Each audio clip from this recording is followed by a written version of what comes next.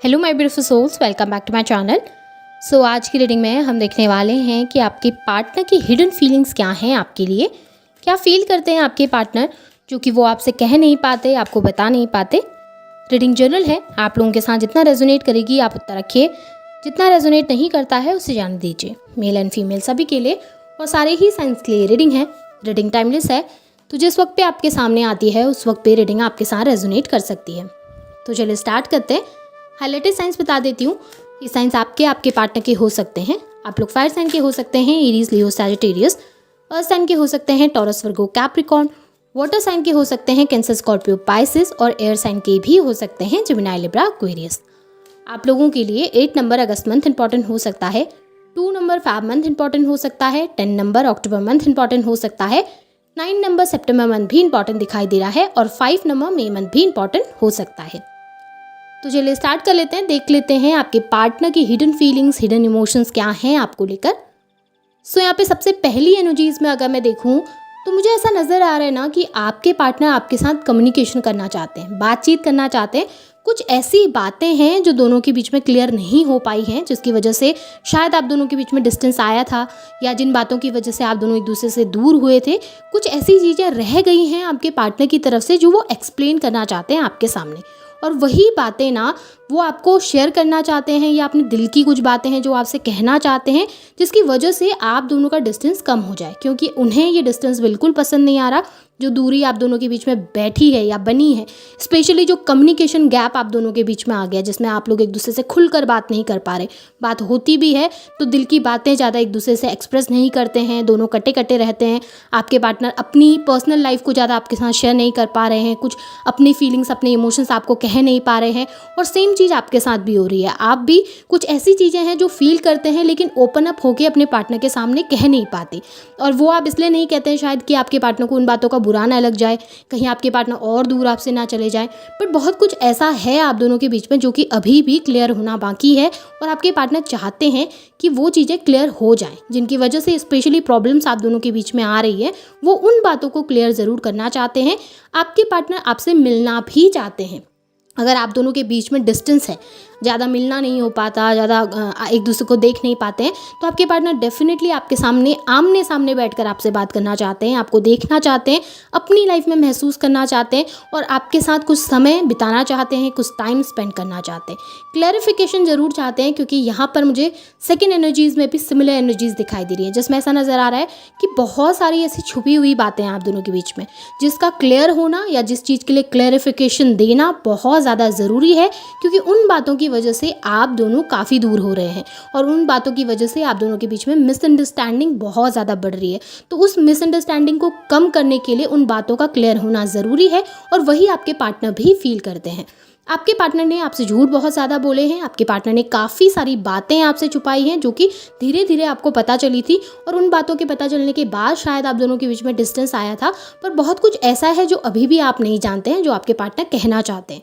इस वक्त मुझे आपके पार्टनर आपको लेकर काफ़ी अट्रैक्टेड नज़र आ रहे हैं, लेकिन एक चीज़ ज़रूर है कि आपके पार्टनर को ये लगता है कि आप अभी आजकल थोड़ा सा रूड हो गए हैं, और आप अपनी लाइफ में फोकस करने लगे हैं, और आप बहुत ज़्यादा चीज़ों के लिए ना क्लैरिफिकेशन मांगने लगे हैं।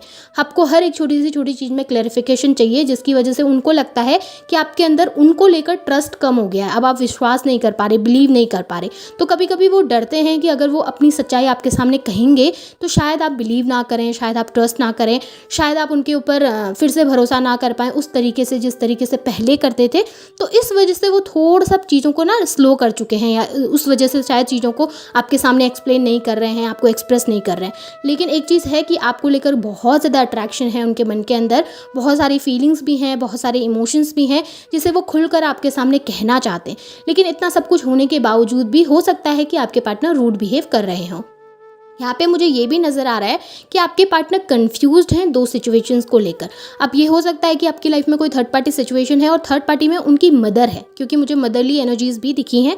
तो हो सकता है कि उनकी मदर की वजह से वो आपके सामने नहीं आ रहे हैं, आपको एक्सप्लेन नहीं कर रहे हैं चीज़ें, या फिर उनकी अदर कोई रिलेशनशिप हो सकता है, या किसी के साथ अदर इन्वॉल्व हो सकते हैं। मतलब यहाँ पर कोई इमोशनल बॉन्ड मुझे ज़्यादा नज़र आ रहा है उनका, जिसकी वजह से ना वो चॉइस नहीं कर पा रहे हैं, सिलेक्शन नहीं कर पा रहे हैं, एक डिसीजन पर नहीं आ पा रहे हैं। इस वजह से उनके माइंड माइंड में काफ़ी ज़्यादा चीज़ें चलती रहती हैं। कंपैरिजन की एनर्जी भी डेफिनेटली है यहाँ पर, आपको कंपेयर भी किया जा रहा है उस पर्सन के साथ, और कंपैरिजन में ना आपकी पॉजिटिविटी को देखा जाता है। ऐसा नहीं है कि नेगेटिव सोचते हैं, बट उनके साथ जब वो कंपेयर करते हैं ना तो वो आपको बेटर पर्सन के तौर पर देखते हैं। उन्हें ये नज़र आता है कि ठीक है, आपने कभी कोई गलती नहीं की है, आपने लॉयल्टी रखी है, आप रिस्पेक्टफुल रहे हैं इस रिलेशनशिप में, और आपकी तरफ से जो प्यार था वो कभी भी कम नहीं हुआ। आपको एक ऐसे पर्सन के तौर पर देखते हैं ना जिसके अंदर उनको सारी खूबियाँ नज़र आती हैं। आप एक लवर भी हैं, आप एक मदर भी हैं, मतलब अगर आप मेल हैं फीमेल हैं उससे मतलब नहीं है, लेकिन आपके अंदर वो एनर्जीज़ हैं, केयरिंग एनर्जीज़, मदरली एनर्जीज़। तो आपके पार्टनर उस तरीके से आपको डेफिनेटली देखते हैं और अप्रिशिएट भी करते हुए नज़र आ रहे हैं। इस वक्त पे अपने ना कैरियर पे ज़्यादा फोकस दिखाई दे रहे हैं आपके पार्टनर। अब ये भी हो सकता है कि उनका कैरियर स्टेबल नहीं है इस समय पे, डिपेंडेंट है अपनी फैमिली के ऊपर फाइनेंशियली, जिसकी वजह से हो सकता है आपके लिए एक्शन ना ले पा रहे हों, या फिर फाइनेंस का कोई इशू है जिसकी वजह से आप दोनों के बीच में डिस्टेंस आई है। अब ऐसा भी हो सकता है कि आप थोड़ा सा सोसाइटी का इमेज कॉन्शियस हो सकते हैं आपके पार्टनर, या फिर हो सकता है फैमिली का बैकग्राउंड थोड़ा डिफरेंट है, आप एक अच्छी फैमिली से बिलोंग करते हैं या आपके पार्टनर एक अच्छी फैमिली से बिलोंग करते हैं, तो उसकी वजह से थोड़ा सा डिफरेंसेस आ जाते हैं आप दोनों के बीच में, जिस वजह से भी हो सकता है कि वो एक्शन लेने से थोड़ा सा घबरा रहे हैं। क्योंकि यहाँ पे मुझे इमेज कॉन्शियस भी वो दिखे हैं जहाँ पर उनको सोसाइटी में अपने नाम की, अपनी फैमिली के नाम, मान प्रतिष्ठा की बहुत फिक्र है। हो सकता है आप लोगों के बीच में कास्ट डिफरेंस हो, फाइनेंशियल इशू ना होकर कास्ट डिफरेंस भी हो सकते हैं जिसकी वजह से एक्शन नहीं ले पा रहे हैं। लेकिन एक चीज़ ज़रूर है कि ये सब चीज़ें बाहरी दिखावा है, वो बाहरी दिखावट की वजह से वो ये सब चीज़ें करते हैं, लेकिन जब अंदर से फील करते हैं ना तो उनको ये होता है कि आपके साथ फैमिली देखनी है, आपके साथ ग्रोथ देखनी है, और आपको अप्रिशिएट भी करते हैं। और उन्हें ये भी लगता है कि जब आप उनकी लाइफ में होते हैं तो उनकी लाइफ स्मूथली चलती है, उनकी लाइफ में ग्रोथ आती है, उनकी लाइफ में सक्सेस आती है। और आप एक ऐसे पर्सन है ना जो किसी भी सिचुएशन में एडजस्ट कर सकते हैं, किसी भी सिचुएशन में रह सकते हैं, और वो चीज़ें आपके पार्टनर को अच्छी लगती हैं।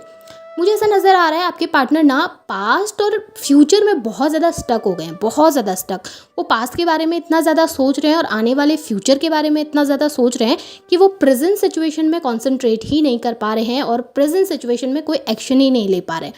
पास्ट की जो गलतियाँ हैं, मिस्टेक्स हैं, या जो भी ट्रॉमेटाइजिंग सिचुएशंस आप लोगों के बीच में रही हैं, उसकी वजह से आपके पार्टनर को ये लगता है कि फ्यूचर में भी ऐसा कुछ हो सकता है, या फ्यूचर में अगर मैंने डिसीजन लिया, मैं उसके साथ गया और कल के दिन फिर से कुछ प्रॉब्लम हो गई या फिर कुछ डिफ़िकल्टीज़ आ गई तो उस वक्त सिचुएशन कैसी होगी। तो वो बहुत ओवर थिंकिंग कर रहे हैं एक जगह पर बैठ के, पास्ट को लेकर भी ओवर थिंकिंग कर रहे हैं, फ्यूचर को लेकर भी ओवर थिंकिंग कर रहे हैं, और उस चक्कर में क्या हो रहा है कि प्रेजेंट सिचुएशन में क्या चाहते हैं, क्या फील करते हैं, उस बारे में सोच ही नहीं रहे, या फिर प्रेजेंट सिचुएशन में कितनी बुरी तरीके से आपको हर्ट कर रहे हैं वो भी नहीं सोच रहे हैं। एक जगह पे स्टक हो चुके हैं, और एक जगह पे स्टक होकर बस रिग्रेट करने के लिए बैठे हुए हैं। पास्ट में जो किया उसके लिए रिग्रेट, और फ्यूचर में क्या होगा उस बात के लिए भी रिग्रेट कर रहे हैं कि फ्यूचर में सिचुएशन ख़राब हो गई तो आपको फिर से हर्ट कर देंगे, सिचुएशन ख़राब हो गई तो खुद को हर्ट कर देंगे। तो बहुत सारी चीज़ें माइंड में चल रही हैं, बहुत कन्फ्यूजन और बहुत ज़्यादा ओवर थिंकिंग उनकी माइंड में चलती रहती है।